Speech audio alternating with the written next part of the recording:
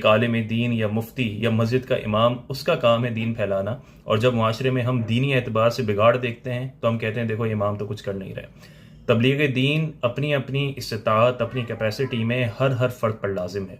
इसलिए अगर आप कोई कुरान का हुक्म जानते हैं, आप हदीस पाक जानते हैं, तो आपको चाहिए कि आप आगे पहुंचाएं। अगरचे आपका इल्म बहुत महदूद हो, आप कोई आलिम नहीं है, आप कोई बहुत बामल शख्स नहीं है, आप गुनाहगार हैं, लेकिन अगर आप कोई सही बात जानते हैं और सही मौके पर उसकी ज़रूरत है, तो फिर आपको वो बात पहुंचानी चाहिए। हाँ, ये ना करें कि अपने अपने लिहाज से इज्तिहाद करना शुरू कर दें।